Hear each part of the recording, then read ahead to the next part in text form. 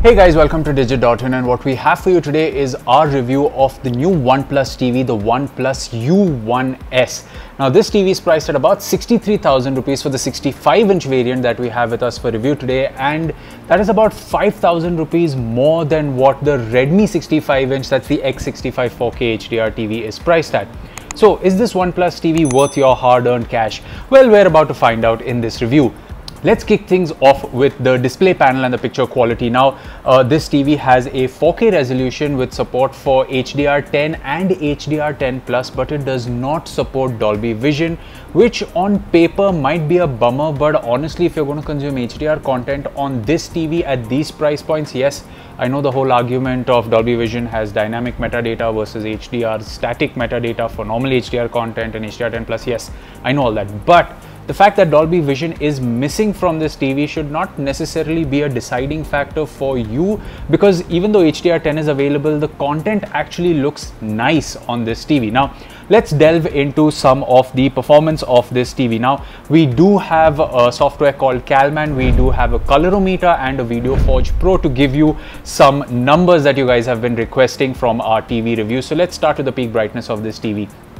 OnePlus tells us that it can hit about 330 nits, which could be possible. As per what we've measured, it falls in the ballpark of 300 nits when it comes to the brightness performance. Now, this TV does support HDR10, 10+, and of course SDR content is what you can watch on it. So we are going to get into some specifics of the color space that it can accommodate, but we are going to first start off by talking about what content looks like on this TV.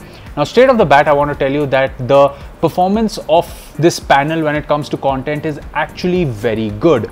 But there are a few caveats that you should know about. So let's first start off with the picture settings. You get a standard slew of settings, be it standard, AI, vivid, movie, custom, so on and so forth. And if there's one preset that fits all, it's the movie preset. And that's simply because it kind of strikes the right balance between good color temperature and color accuracy from what the eye can see.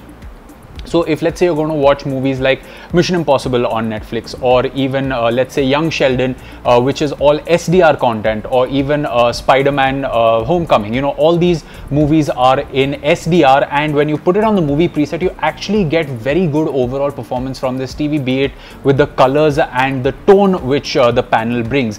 The only thing is when you switch to HDR content, like let's say Our Planet on Netflix, or Altered Carbon, or even the Grand Tour on Prime Videos, the HDR10+ picture preset doesn't kick in on its own, and I would highly recommend, if you own this TV, you go in and change the setting to HDR10+, because it, even though the color temperature is very similar to the movie preset, it actually does make some difference to the content consumption, which is for the better. So when you are watching HDR content, I suggest you just switch to the HDR10+ picture preset.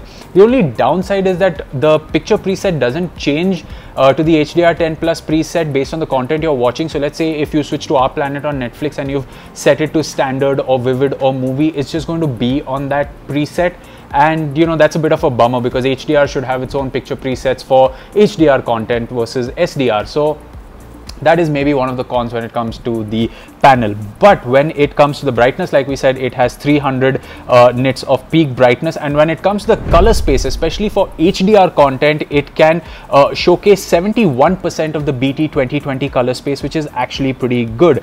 In our color checker analysis, as you can see, it showed an average delta error of 3. Now, you know, the average delta error which the human eye can perceive for colors is somewhere close to 2, but on 3 also natively for the movie preset and the HDR10+ preset. Of course, these are the two presets we're talking about when we talk about HDR and SDR content, because these are the two which are very close to the D65 white point. So in the color checker analysis, when you talk about the error, it does have a slightly cool bias to it with an average error of 3. But when it comes to HDR content, the average delta error goes all the way up to 7, and I guess you can expect that from a TV at this price point. I mean, you know, even higher end TVs are pretty close to this. We haven't really tested a lot of them. We've just gotten this hardware, so we've just started this, but we will delve deeper into these settings, and you can always let us know what you want to know about the TV's performance in the comments below, and we will do our best to get that analysis to you. As you can see from these graphs on your screen, this is where the TV performs in comparison to what an ideal performance should be like. Once again, when it comes to the grayscale, the TV should ideally have a flat curve with the red, green and blue, but you can see that it has a slightly higher cool bias with the blue color. This is also something that we have seen on many TVs in the past, but you know, it doesn't really affect your content viewing experience with the native presets. Of course, you can change the settings to bring this to an absolute color accurate position. SDR color checker, we noticed that you get an average delta error of 3, which is also actually pretty good. Now these are from the picture presets. We have used movie and HDR10 plus to come up with these results. If you want more analysis on these results, if you want to know something specific of to how these TVs perform, you can let us know in the comment section below and we will do our best to answer them. But overall, when it comes to SDR content or even HDR content, the performance of the panel is pretty good. Just switch over to the movie preset or the HDR10 plus preset based on the content you're watching. Even a SDR show like Young Sheldon, on the movie preset, the colors were not too warm. They were just right, especially when it comes to things like skin tones and of course the house in which this show takes place. So the panel of this TV is actually pretty good. And before you go and, you know, run out and pick this one up, we are going to come to a few cons, but before that, let's talk about gaming. We hooked up the PlayStation 5 to this TV and played a few new games. Like we played Ratchet & Clank Rift Apart, we played Returnal, we played Dirt 5 and Spider-Man Miles Morales. Now, in all these games, to put it simply, the performance was slightly better, a little better than what we saw on, let's say, the Redmi TV when it comes to the color reproduction on this TV and the punchiness of some of the vividness. Now, the TV did go into game mode on its own when we connected the PlayStation 5, so that's a good thing. You can also control the brightness on the PlayStation 5 settings to get better accuracy. Now, Dirt 5 is a great game for HDR content where, you know, you have the sun pouring into the racetracks. It gives you this really good bright highlights and dark patches of the track. And out here, it was quite okay. I mean, the bright highlights didn't go too punchy, but the white in the car looked white and not slightly yellow or dull, which we've seen in some other TVs. But having said that, on a game like Ratchet & Clank, it really does have this Pixar movie-like presentation, and the presentation holds true here, but the content did look slightly dimmer than I'd like. You can just bump up the HDR settings in the PlayStation. It'll increase the black levels a little bit, but then it makes the experience a little more enjoyable. Even Spider-Man Miles Morales, we have this indoor fight sequence out here that we are showing you guys. Spider-Man's suit looks great. The ray tracing reflections look good. It does not have that slight gray tint that we saw on the Redmi TV, for example, in the same game. So gaming on this TV is good. Also, this TV supports HDMI 2.1 with features like auto low latency mode and EARC. We'll talk about EARC in the audio section. But when it comes to the auto low latency mode, it's something we've seen on Xiaomi's TVs with its QLED TVs. We've seen it on the Redmi TVs as well, and it's here on the OnePlus TV as well. So if auto low latency mode is something you want, it's there. This TV has a refresh rate of 60 Hz, so there is no VRR or, you know, 120 Hz mode on this TV.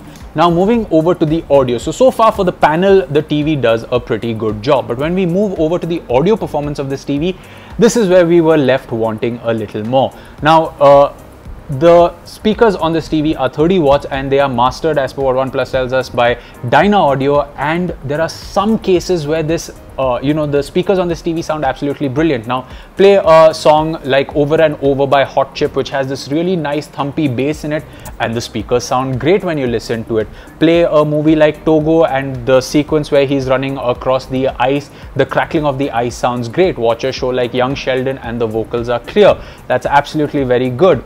But on the other end of the spectrum, watch a movie like Mission Impossible and you're gonna have the bangs and thuds sound good, but the voice is so low that you actually have to switch on the subtitles to make out what people are saying. I actually went to the dialogue enhancer and put it all the way high, and there was still difficulty in understanding what people are saying. We opened up the Apple TV app on the TV itself by downloading the Apple TV app, which is now available for Android. We use the Apple TV app on a Fire TV stick and on the PlayStation 5 to play Ready Player One, a movie that we've purchased on Apple TV. And the whole big race at the 11-minute mark sounded completely flat. I mean, the conversations in that sequence were completely inaudible, and we had the volume set all the way up to 100. Another problem was, if you watch a movie like The Dark Knight on Netflix, the opening sequence, the bank robbery sequence, has this nice thud with the glass breaking in the opening and the guy swinging down, talking in the car on the way to the bank.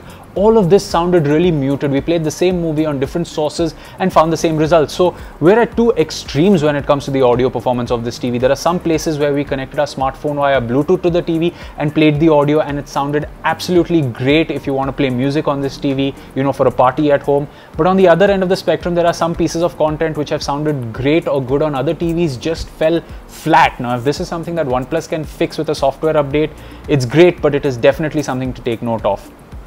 Now, like I said, this TV does support eARC as well, which means you can connect a external soundbar or home theater via HDMI ARC or eARC. And OnePlus has confirmed to us that this TV does support Dolby Atmos via eARC. So if you have an Atmos enabled soundbar, you can connect it to the TV. We unfortunately don't have a Atmos enabled soundbar right now, so it's not something that we can really comment on. So the audio performance left us wanting more.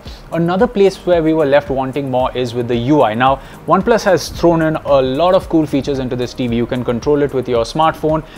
If you get a call on your phone, the volume of the TV will reduce. If you have the OnePlus Watch, you can control the volume of the TV with that. If you have the OnePlus Buds, you can just, you know, open the case and it will pair with the TV just as it does with the phone. You have kids mode. You can use data saver to, you know, if you have a data cap or if you're tethering from your phone, you can save the data on, you know, save the amount of data that's used when you're consuming content. So there are a lot of features on this TV that would appeal to those that like these things. OnePlus also has its own Oxygen Play UI, which is something that we have seen that it's on previous OnePlus TVs, and it's very similar, to put it simply, to what Patchwall is offered on Xiaomi's TV. So you get this custom UI where content is before the service providers, and you also get the option of the stock Android UI.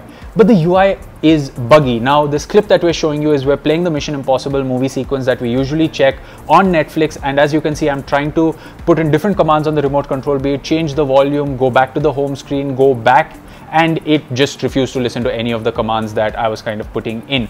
We did reach out to OnePlus for this. OnePlus has pushed out an update, and the improvement to a situation like this is about 20% right now. We did encounter this. We sat and watched Netflix on this TV for about half an hour by changing content every 10 minutes or 15 minutes, raising the volume, trying to bring up the assistant, and the UI did start lagging a lot more than we've seen on other TVs. So it is a point to note. Yes, it can be fixed in a future update, but right now the UI does show a lot of stutters and bugs. Now, moving over to the remote control, OnePlus has once again redesigned the remote control. The power button doubles up as the OnePlus button. You have to long press the OnePlus button on top, to bring up the option to put it to sleep, or restart the TV or turn it off. I don't know, just get a power button. It also does have, of course, a mute button, volume controls, dedicated Google Assistant button, and of course hotkeys for Netflix and Prime videos.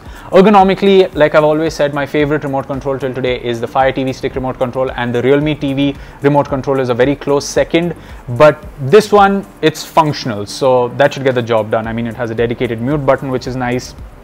I just wish it had a dedicated power button rather than, the OnePlus UI button doubling up as the power button. So that's just my gripe. Ergonomically and maybe with the layout, it's very personal. You might prefer this, but I've said what I've done. Okay, this TV also comes with a built-in Google Assistant, and you can just say, okay, Google, to switch on the TV, to switch off the TV. As always, I try this to get the TV to play Falcon and the Winter Soldier, and it says the content isn't available on Disney Plus Hotstar. So I guess that's going to be a running joke in our TV reviews.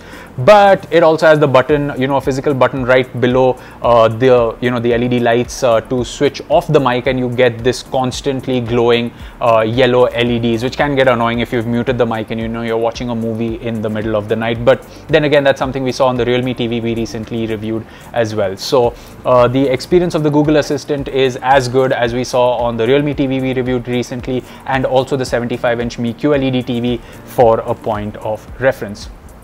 Okay, so we've spoken about the display panel, we've spoken about the picture quality, we've spoken about gaming, we've spoken about audio, the UI and the remote control. So I guess, oh yes, the build quality. You have 3 HDMI ports. HDMI 1 is the eARC enabled one. All the ports are HDMI 2.1 for ALLM to connect a gaming console if that's what you want. And it has really nice metal feet, slim bezels all around the display. The build is good. The ports are conveniently located on the side so you can reach them without any hassles. The power cord is also detachable. That's something I always appreciate. It's easier to change a power cable if it's detachable rather than if it's attached to the TV. Small thing, but worth noting. Overall, I would say that if it wasn't for the bugs we faced in the audio and the UI, it would be really easy to recommend this TV for the price of 63,000 rupees for a 65-inch TV if that's what you're looking for. My next recommendation, if you're someone that does not care about gaming and just wants to enjoy content, comes at 80,000 rupees from the TVs we've reviewed, is the Philips PUT8215 TV. We reviewed the 50-inch version, but it does have a 65-inch version, which as of recording this review sells for about 80,000 rupees, so it's pretty high. This TV could have been a good recommendation for the 63,000 rupee price point. And based on when you're watching this, if OnePlus has fixed these issues with the UI and the audio, then yes, you can. If you're going to use a soundbar and you just care about getting a good panel, maybe you want to use a Fire TV stick or a gaming console for your OTT platforms, or just a set-top box, you know, the Tata Sky Binge Android box or whatever, then for the panel, yes, this TV works really well. It has a really good panel. I enjoyed watching content on this. But the fact that, you know, the TV is a whole package, you have the speakers also, you have the UI also, the smart capabilities, you might want to wait for a bit till these bugs are fixed. I hope they can be fixed via an update. Otherwise, there are a lot of other options to choose from. If you're contemplating the Redmi 65-inch TV, why don't you go back and check out our review of that TV, and you can find out if that's the TV that's for you or not.